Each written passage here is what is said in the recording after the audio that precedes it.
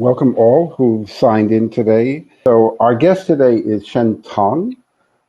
Shen, for those of you who are not familiar with it, give us briefly. You have an incredible history of one of the original Tiananmen Square dissidents who fled, and now you're one of the leading food investors or food technology investors or slow food investors in the United States. If you can kind of walk us through that part of your life, and how did you end up where you are now?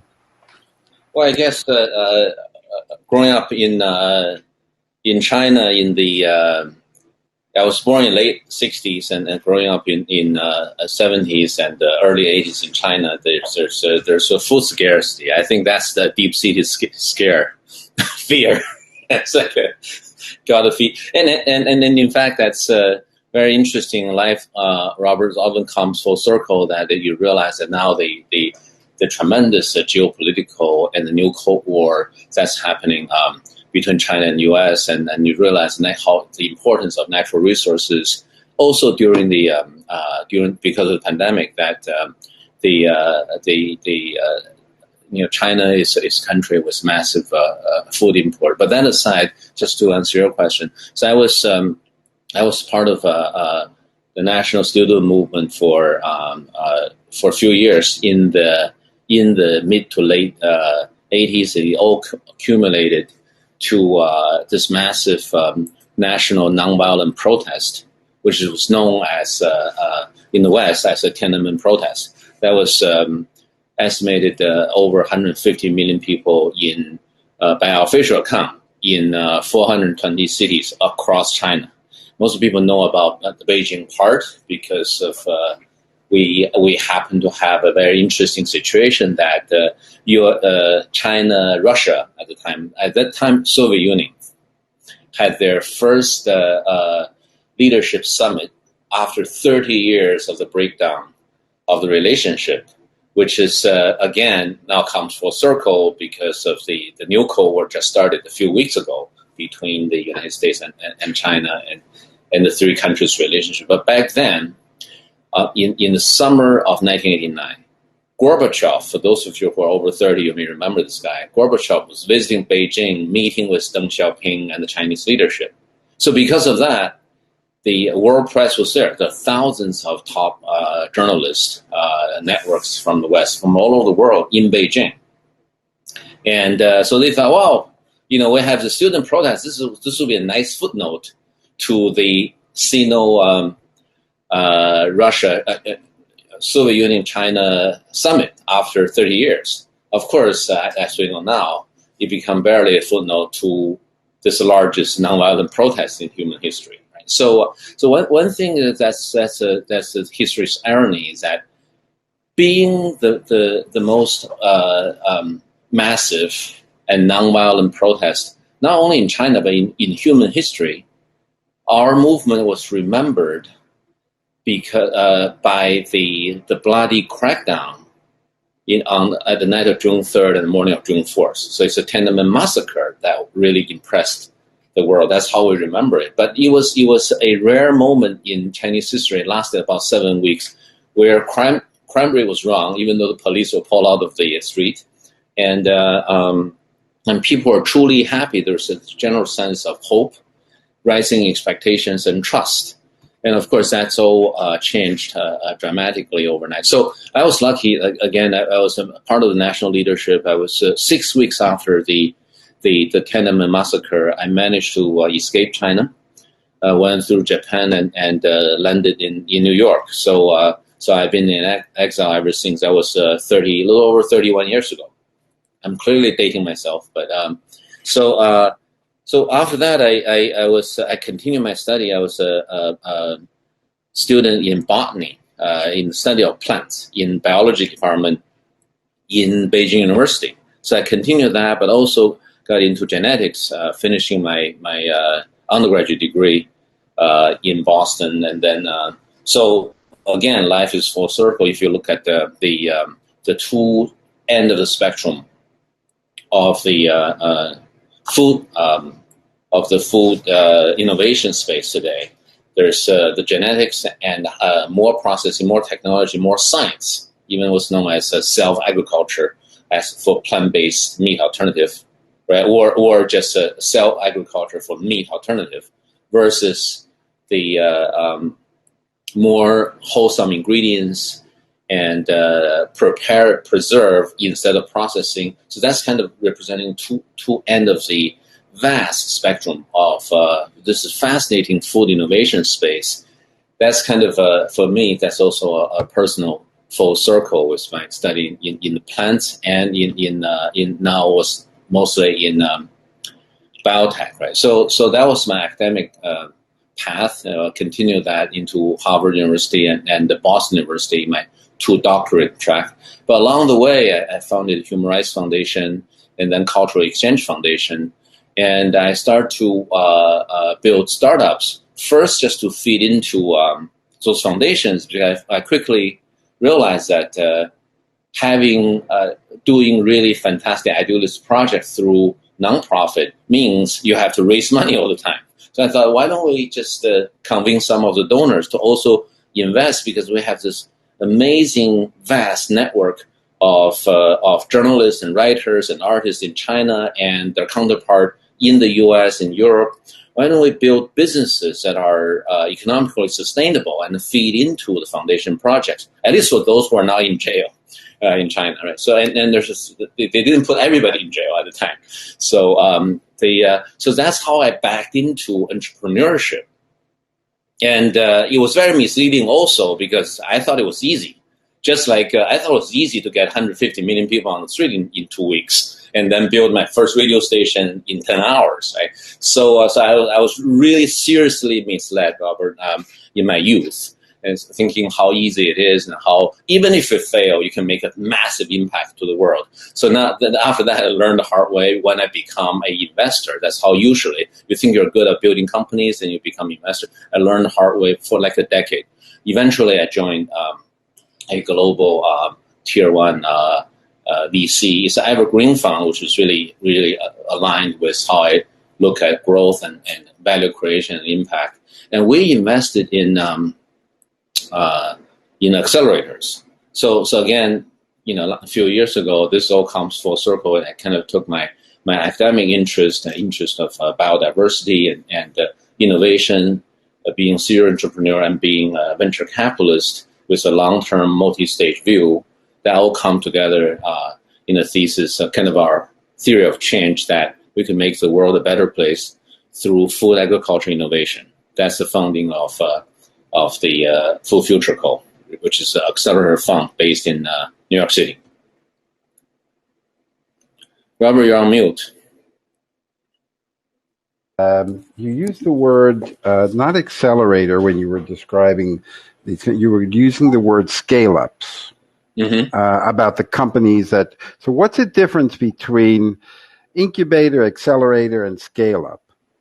Yeah, incubator came around, I think, more than 3 decades ago. It became very successful, but it became a commonplace where the startups is passive. So even though it's highly available, there's lots of incubators of various forms. It wasn't until about 10 years ago, incubator kind of find its, in the tech world, we call it killer app, the killer applications. So it's a proactive mentoring and advising, not in the boot camp style, but in a way that really not only kind of evolved incubator into the 2.0, but unintentionally, and this is very interesting, unintentionally challenged the model of business school. So basically, you have a situation, people either in the late 20s or nowadays, even in their early 50s, having a choice of going back to a top business school, paying $100,000, if not a lot more, to get another degree, and then in hindsight say, well, the most valuable part is to get the network. Or you have a choice of getting $100,000, getting the practitioners and the serial founders and domain experts and even academians to be part of your brain trust, share with other companies for based on a particular innovation or startup idea.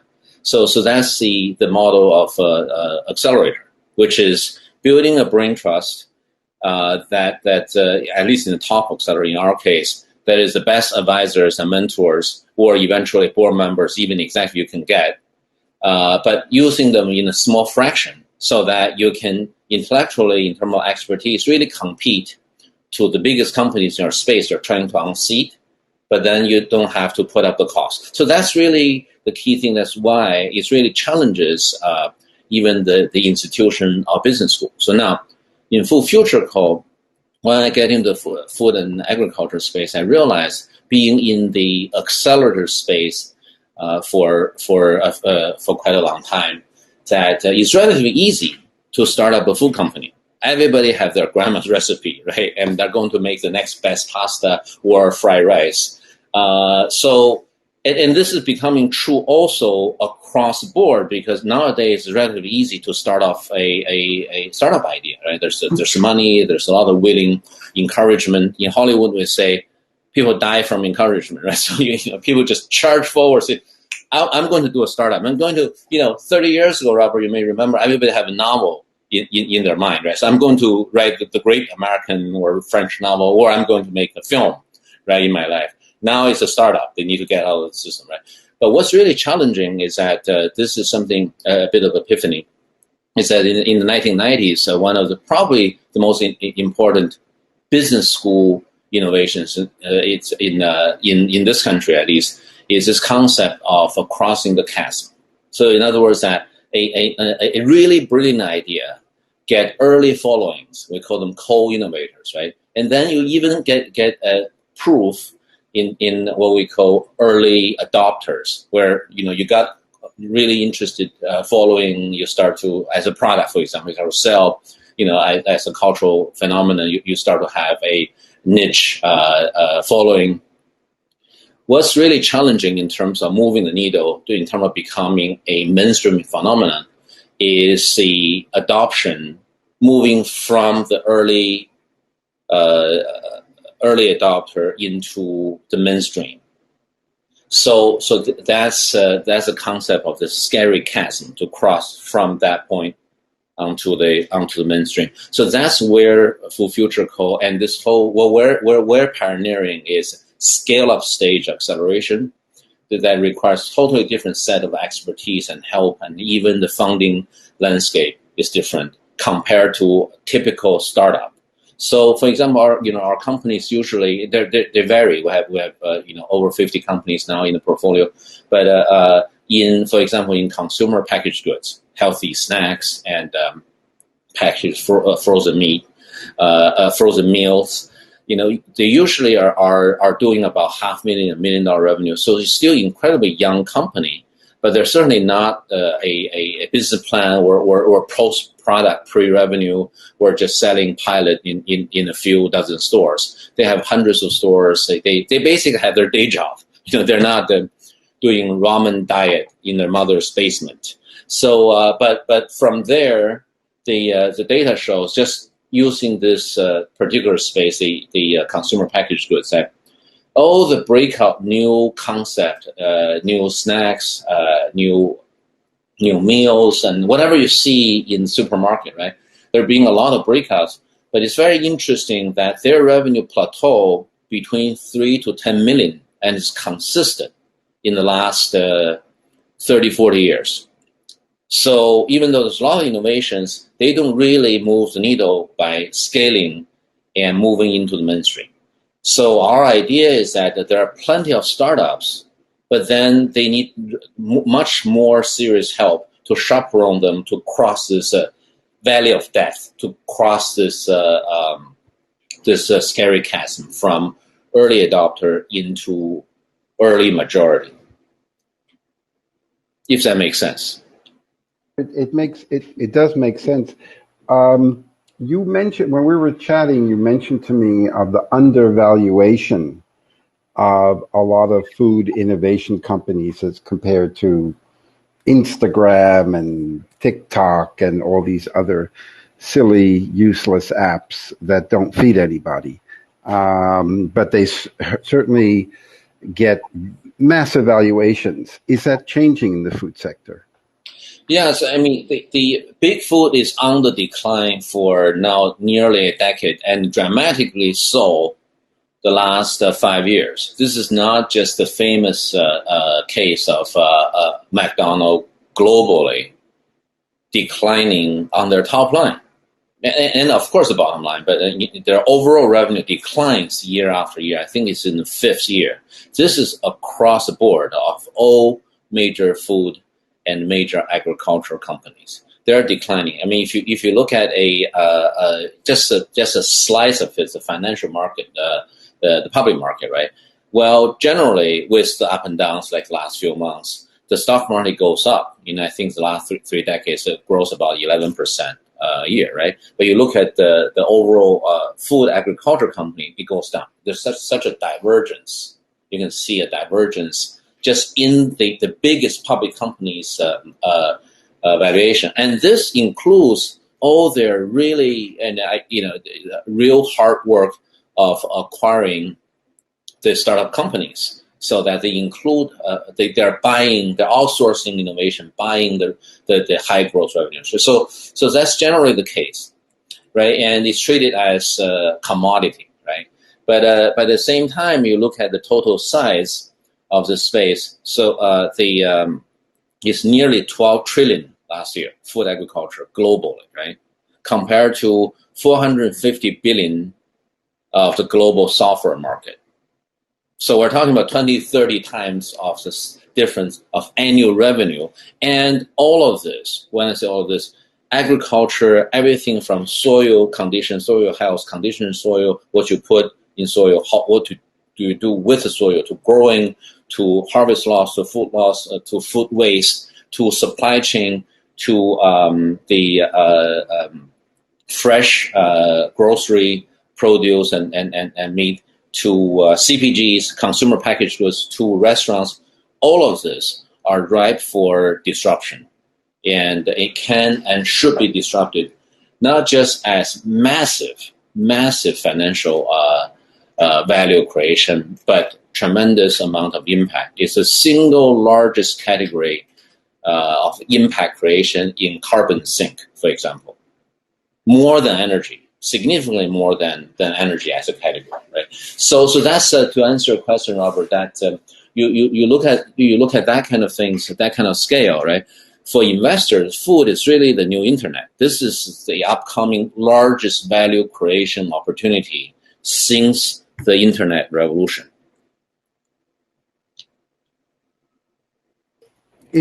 If that's the case, I mean, agriculture is the largest employer in the world. I saw the figure of 1.1 billion people work in small-scale agriculture.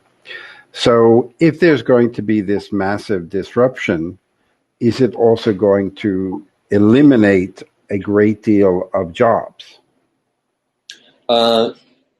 Yes and no, right? But there are multiple things happening because of the sheer size of the space. And actually, one more thing about your last question, right? So 5 years ago, we will have a very different conversation than today, talking about this potential. But today, things are different.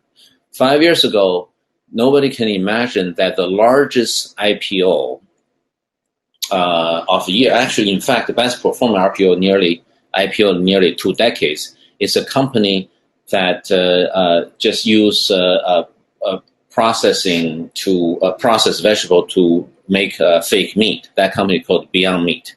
That was the largest IPO last year, the best performing one since year 2000.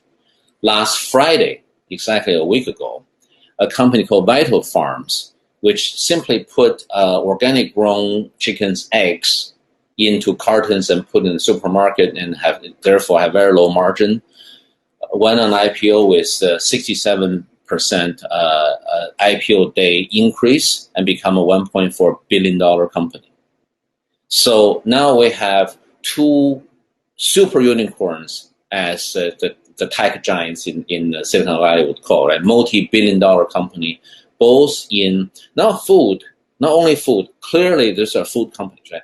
But in obscure areas, only a few years ago, the people wouldn't think it will even warrant an IPO, right? So now those are just two areas: plant-based meat alternative, that's Beyond Meat, and direct from farm consumer packaged goods, organic eggs, right? Those are two categories I certainly didn't see 5 years ago when I started this full time, and there are dozens of this kind of areas, from heritage food to ethnic food to food waste. How could food waste become sexy? It says that's a big mainstream area now, and there's so much value to be savage. It's called waste to value in general, but in food is just a huge category.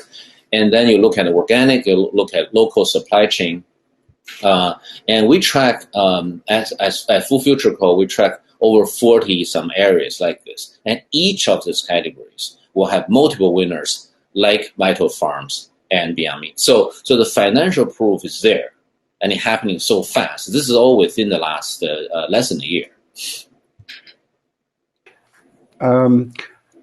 You've probably looked at thousands and thousands of companies in the last 5 or 10 years, maybe in the last year, and you choose a very small number probably. You don't obviously invest in all of them. If you had to kind of break it up into 2 or 3 categories, is it mainly in CO2 sequestering, in land reclamation? Is it in food processing? Is it in snacks? Is it just in packaging, what you were talking about for the eggs? Where are you mainly focusing your attention? Yeah, I'm actually just putting power in for my computer. Okay. So yes, we have a less than 1% emission rate, which means that we have a few hundreds applicants every half year, and we take 4 to 6 companies for each of the program. We call them a cohort, and so far 9 cohorts graduated. So yes, it's a few thousand, maybe approaching 10,000 companies that we review, that send in their application. So it's highly competitive, and compared to my alma maters, I mean, it's actually harder to get into by that number compared to maybe 2 to 3% in Beijing University or Harvard. But we in the traditional sense, the change makers and the scale up stage companies we look at fall into largely 3 categories. The most proven category is similar to the last 2 big IPOs are the CPGs, the consumer packaged goods. So half of our companies. So that means that we have so far 53 companies graduated from 9 programs, and we've made together about 80 some investment, including follow-on investment. So we don't just write one check; we write follow-on checks, and so our multi-stage, long-term patient investors starting very early with the companies. And so the 3 categories are, half of those companies are CPG companies, they're brands. They're local concept, like Seal the Season is one of the leading companies. They use flash frozen technology, but not high tech, but it's appropriate technology simply to shift the season. So in New York, for example, I go to the grocery stores, I buy Seal the Season bags that will have strawberries from Connecticut and the raspberries and blueberries from the or peaches from Pennsylvania or New Jersey, basically not Pennsylvania, but the tri-state area where their harvest at their peak, and then just flash frozen, put them back there for you seal that season. So you get in all the stores. So that's an example of a CPG company. The second category is marketplace. An example would be a company called 4P Food, Washington, D.C. based company, where they aggregate smallholders. Basically, they're largely using more traditional, therefore much more healthy and regenerative organic farming practices. So they aggregate a few hundred farmers around each major city. So around New York City, cosmopolitan area, Washington, D.C., and so on and so forth. Right. So basically, you get a farm share. Right. Either it's delivered to a door, or a lot of people actually go to dozens of points in the city to pick up their fresh farm share coming directly from the nearby farms. So you can imagine how simple that idea is. It totally disrupts the grocery supply chain. which is, if anyone's interested and care to get into that, is that each fresh item in the U.S. and in Europe is similar, travel 6 to 7 aggregation points to get to the eater. How does that translate? In the U.S., each of those items travel 1,500 miles on average. And then each apple in the U.S. takes average 157 days from the tree to your fridge. So that's 2 seasons. So we're really shifting it. So when I think about that 1,500 miles drop down to, when we say local, we basically define it about 75 to 100 miles, right? So that's 20 times saving just on transportation. And you think about, just a week-old produce versus 157 days, right? How much nutrition density, right? How much economy that's achieved in terms of input and what becomes food that nourish our body, right? So all of that, this is kind of a business innovation, innovation through B2C marketplace. So again, CPG, marketplaces like 4P Food. And then the last part is the platforms and supply chain. So any platforms that connects capital direct to a farmer, like a Texas company called Harvest Return, they do crop equity for specialty crops and heritage crops for farms. It could be bamboo farm, it could be indoor agriculture, it could be a CBD extraction indoor plant in the United States or in Africa. So they're doing very successfully. Again, another blue ocean idea, underserved area, or an app and technology platform that connect farmers directly to restaurants. So that makes about another dozen of the companies in our current portfolio. That's a supply chain innovation and the technology platforms. But there are so many exciting innovations in this space, Robert, that anything from scanning the soil to understand the holistic health of the microbiome in the soil, which feeds into the whole process, right?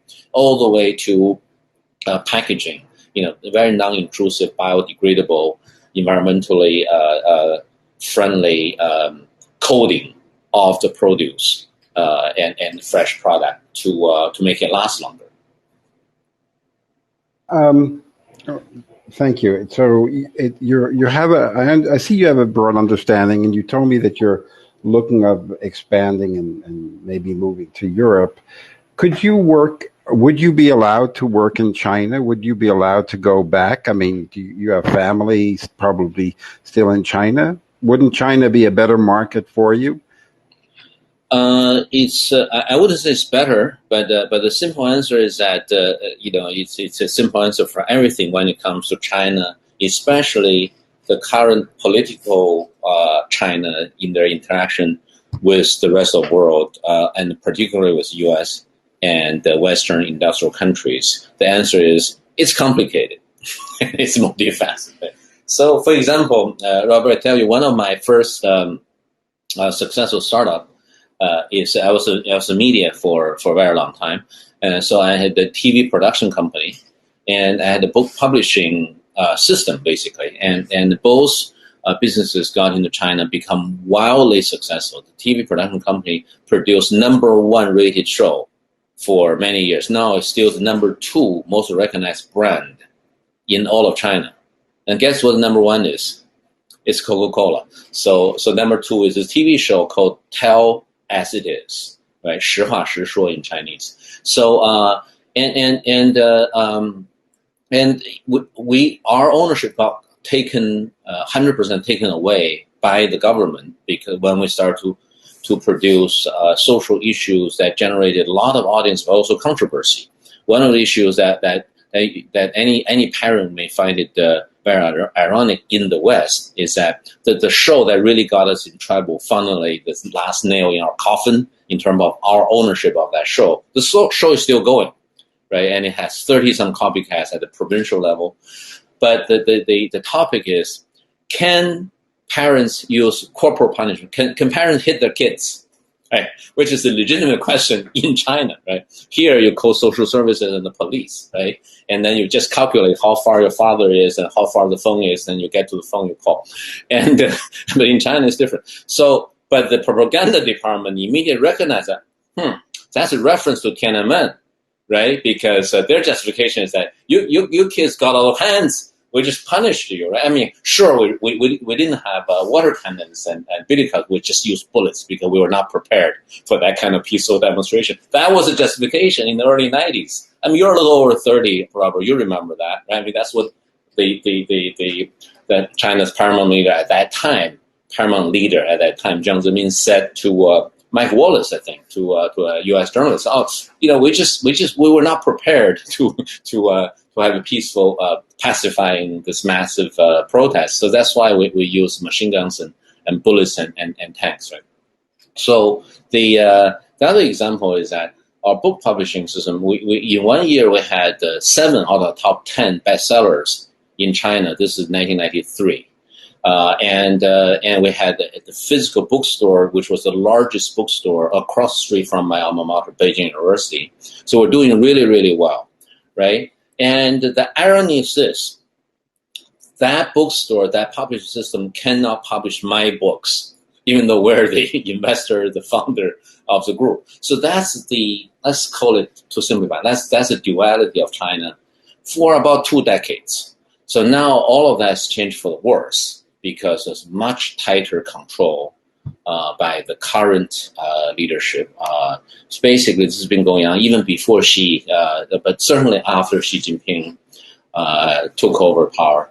So it's an interesting space, even though China needs a lot of food innovation, everything we talked about, from supply chain, from very natural resources, right? It needs a lot of innovation. The food innovation, I think, is not that integrated with the rest of the world yet. But back to our platform, we have Chinese investors, and Future Co is not about Shen Tong. I mean, it's that we have partners, and there are major families and funds in China that co-invest with us. So that part, similar to my TV and book system, as businesses, we do have a global portfolio with Chinese nationals funded companies and co-investors. As businesses, I think you will thrive. But like all other major industries, the current Cold War would change a few things. Yeah. So, I was a bit surprised. So you have mainland Chinese investors in your fund or Yes. in your activity. Yes. I know you said it's complicated. You're not able probably to visit China, I guess. I don't think they're doing what the Russians do, of sending somebody with poison to poison you. But how do you navigate that? Not with me, but with others. Yes, yeah, they do that. Yeah, but to answer your question, I mean, like for you think of an early 1990s, for nearly 30 years, all my businesses do get to, I mean, not all of them, most of them do get to multi-region, not just Boston or New York, not just United States or North America. They do get to Europe, get to other parts of the world, Latin America. I mean, basically all continents. Our company, the last cohort alone, the applicants are from 26 countries. I think we've not only covered all the major continents in terms of application. I mean, think about I think 8,000 or 9,000 applicants. It's really from all corners of the world. So it's just a matter of a selection that we have Chinese applicants. That's and Taiwan and Hong Kong and Japanese and Singapore, Israel, you name it, right? I mean, Africa, of course, European and Latin American companies. For me, this is I'm the founder of one of the partners. We have colleagues working in China. All my major previous company that was in Asia had operation in China. I just don't personally get involved. So the best defense for our China office is that I really don't talk to Shen, and they don't. We talk, but it's the market economy in its a particular version of China. So it's basically I wouldn't say free, but state monitored, somewhat controlled enterprises and marketplaces have thrived, right? With always social, environmental, governance problems, But for 30 years, that's the China miracle, right? The economic growth is undeniable. So that part is booming, and there's no surprise that if a business makes sense, it often finds its way in the Chinese market. But we have this internal wall, Shen and the China branch or China subsidiary. I mean, you speak Mandarin, and you still have friends. You probably read Chinese newspapers or blogs. Where do you think the Chinese international relations will go in the next 3 to 5 years? Yeah, I'm still very much a China watcher, and as a writer, I've write in both languages. It took me a long time to write well in English. I still struggle with it. You can hear the accent, for example, here, a strong one. But I do write in both languages, and I watch very closely with what's going on in China, which is increasingly in multiple ways, and unfortunately often negative ways, affects the rest of the world. If you're a student of history, none of this is surprising. What's happening in the last few weeks, and actually for more than a year to come. We first start with the U.S.-China trade war under Trump administration and under Xi Jinping. It's a reversal of something that started 49 years ago, with a secret visit first by Henry Kissinger, and then what's known as the normalization and the U.S.-China relationship with Nixon's visit in 1972. It's the exact reversal of that. And this all hit home because in the 80s, as young idealistic change maker in China, we look up to the U.S. and in generally Western constitutional democracy and market economy, and thinking that should be the model, right? And China took the economic reform, not the political reform, and Russia did the opposite way at that time, right? In the 80s. But as I was exiled following the very dramatic, tragic ending of Tiananmen protests, which is known as Tiananmen Massacre, I came to this country. The debate here lasted a short while about what to do about China. As U.S. as the only superpower, becoming the only superpower, and the NATO's and the rest of the Western world, right?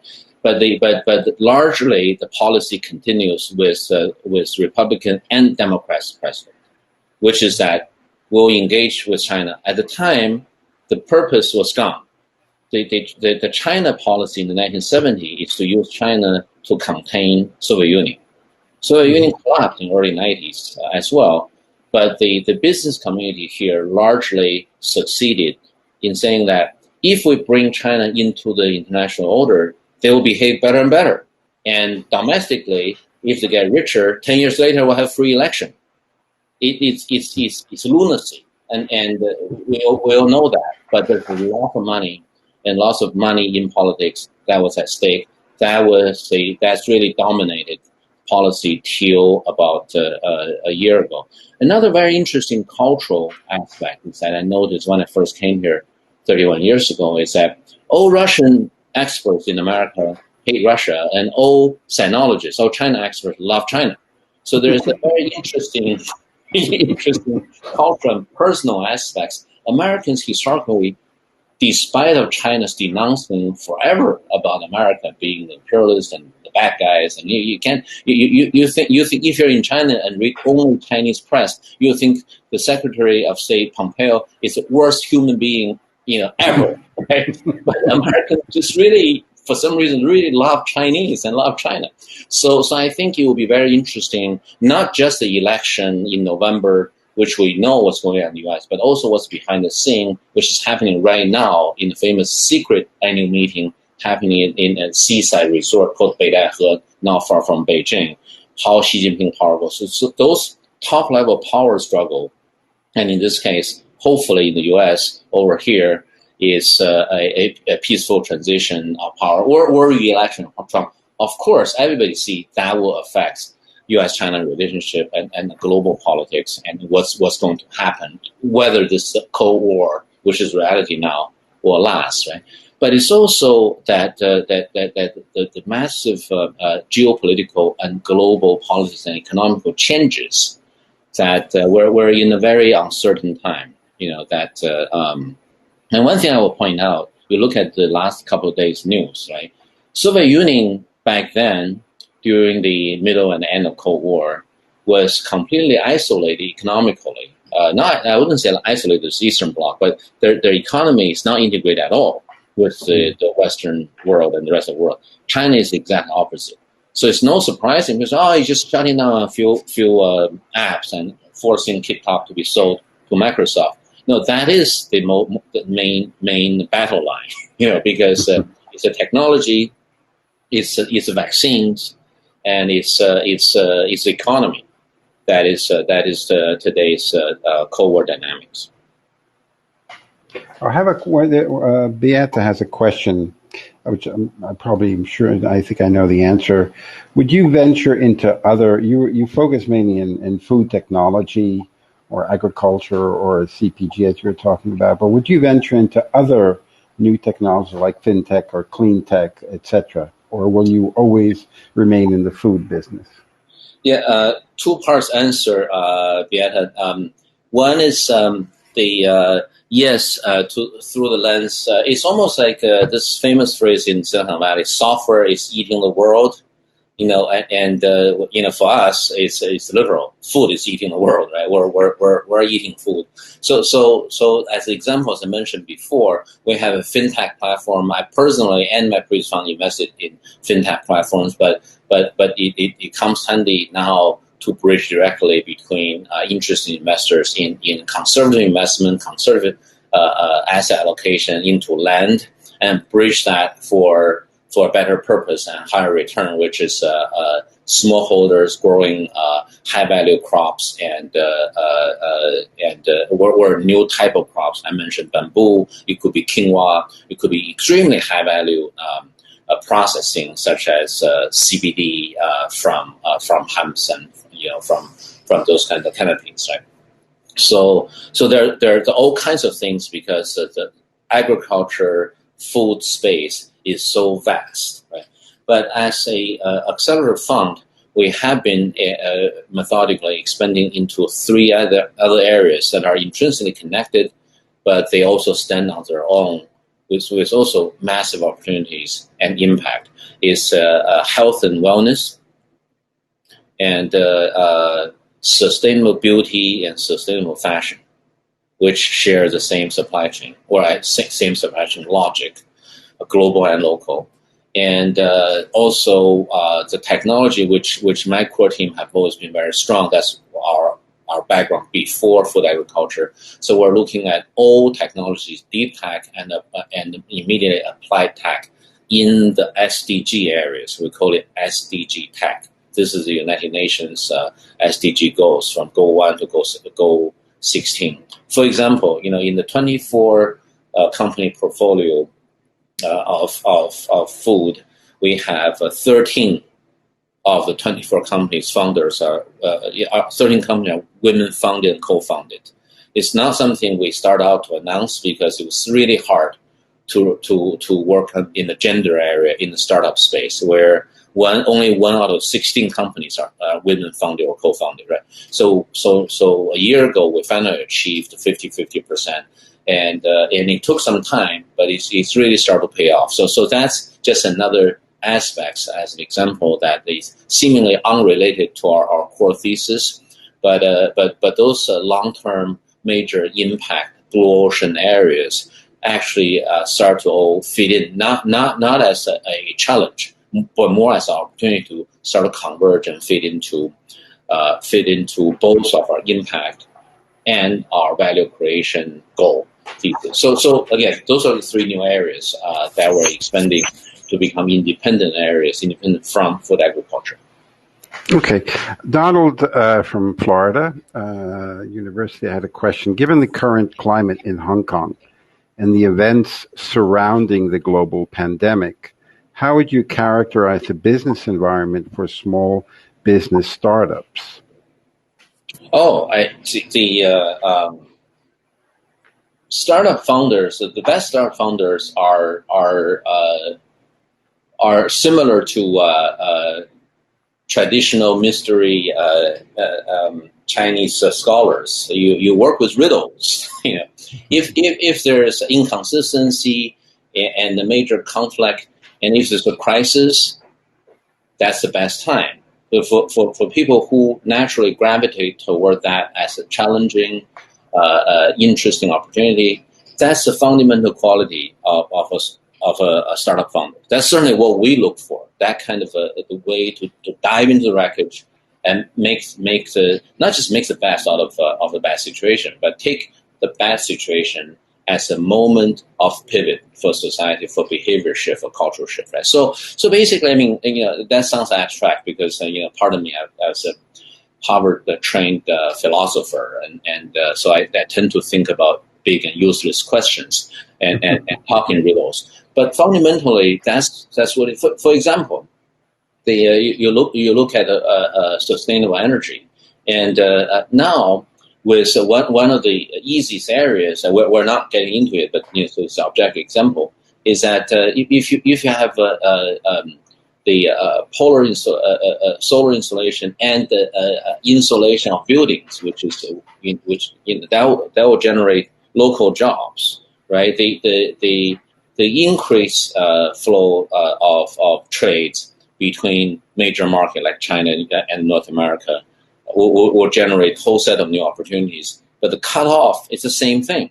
So the local supply chain, look at our universe, right? The manufacturing, the co-packing, the transportation, the distribution, and it will all change, are changing, right? And during the pandemic, all our companies that were each individual company that does direct consumer, B2C, increased tremendously. On average, our B2C and D2C businesses in the last 4 or 5 months increased more than 3x in revenue.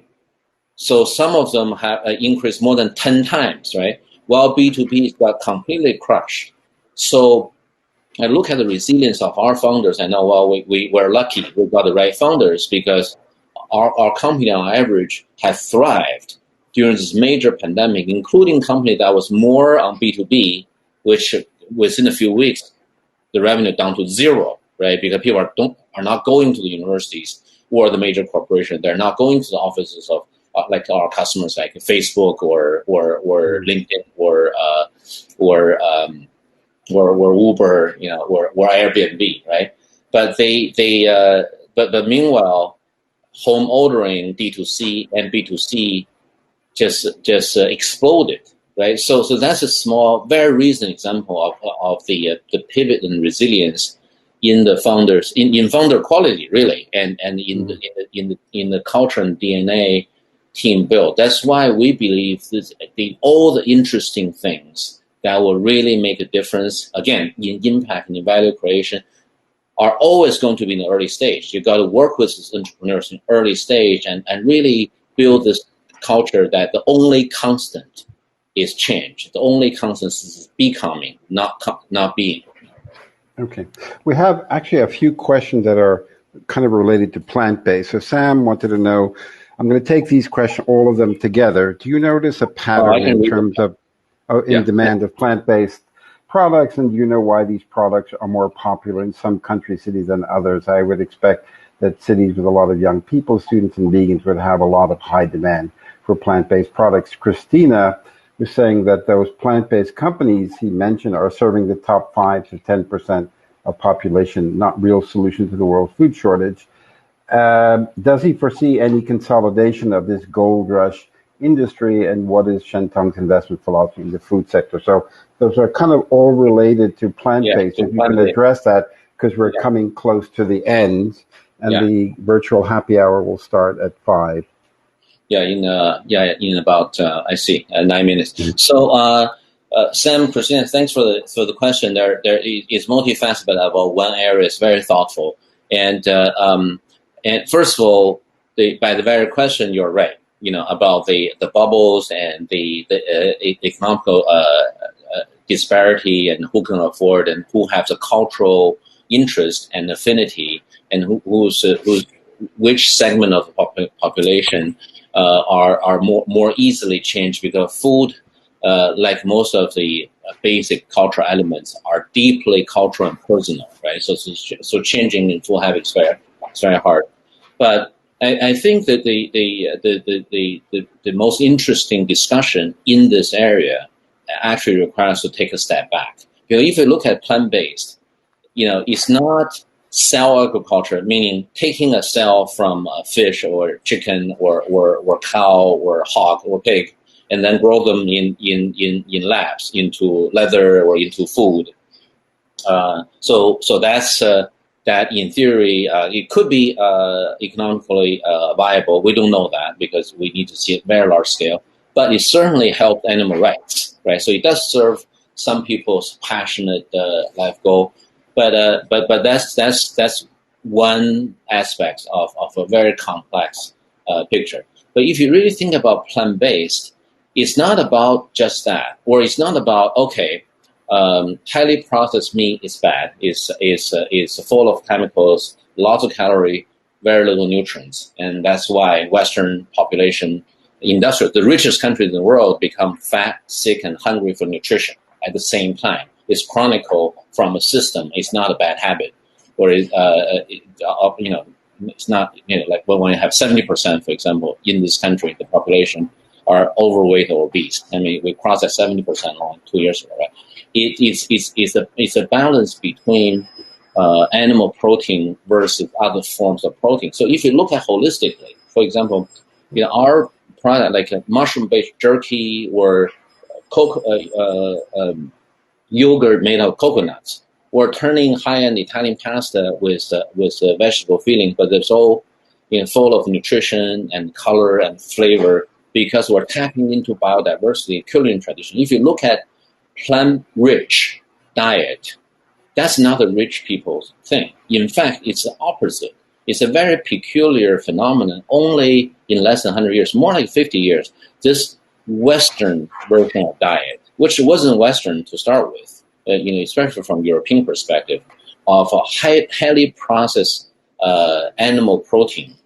So highly processed, they're not really food. Their food look like objects, right? So the oldest living cooked hamburger in Australia is 22 years old, right? The oldest living packaged snack is called it's a Twinkie, is over 40-year old. They don't go bad because bacteria don't attack them, right? So they're humans are tricked. We're not as smart. We know that as a whole species compared to microbiome, bacteria, and mycelial networks, right?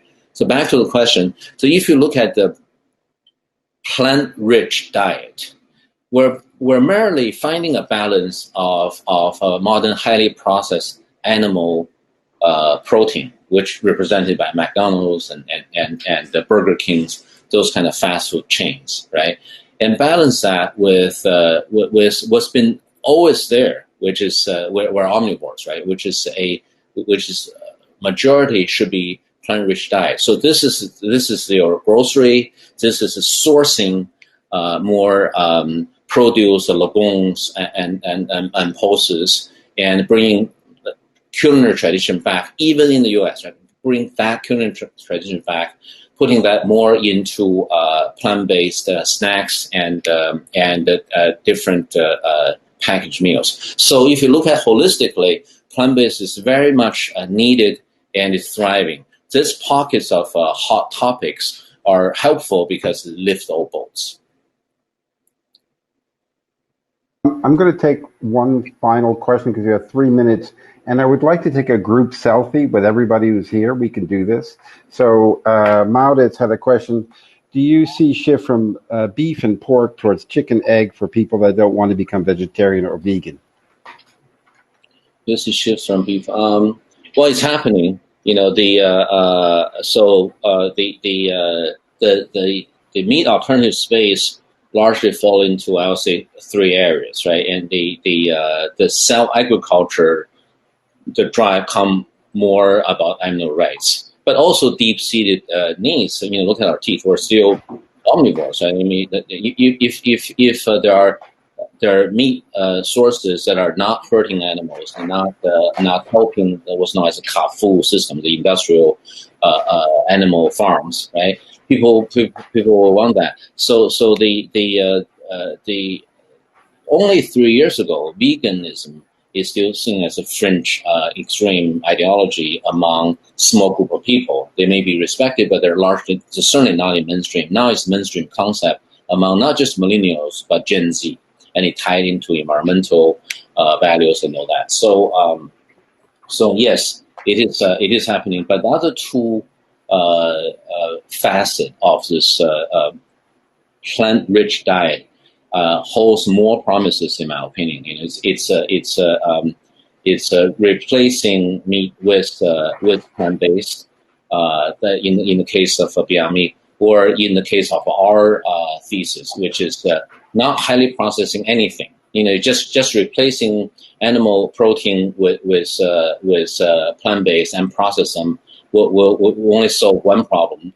Holistically, the best solution as an approach is to tap into nature, which is biodiversity, wholesome ingredients, and culture, which is prepare and preserve instead of processing. So basically, as this answers Christina's question, our philosophy is that our philosophy in food sector is to invest in wisdom. We invest so much and did so well by investing in knowledge. In general, not just the last 100 years and last 30 years, but last 400, 500 years is the scientism mentality, right? Now it's time to balance, to think about wisdom system that work, that is much larger, much smarter than what we so far understand, such as billions of years R&D in nature, hundreds, if not thousands of years R&D in culinary tradition. Use science and technology to leverage those two complex, smarter systems that we know they work, we don't know how exactly they work, instead of replacing them. That's where the value creation and impact creation is coming from.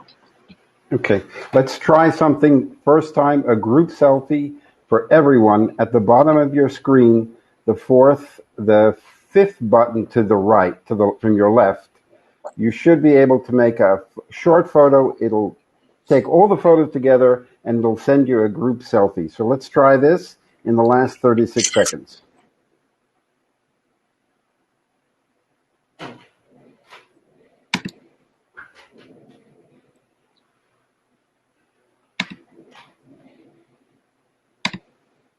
Two people finished the selfie. 4 people finished it. Everybody try to make one. So let's try to get 5. 22 people in here. 6, 7, 8. Go ahead. 9, 10. Almost there. Almost there. 11. Log out and then log in. 12. I'm going to end it in a few seconds because we have to end this. Okay. 13. Anyone else? Yeah. Okay. We're going to end it now. Thank you all, and see you at the virtual happy hour.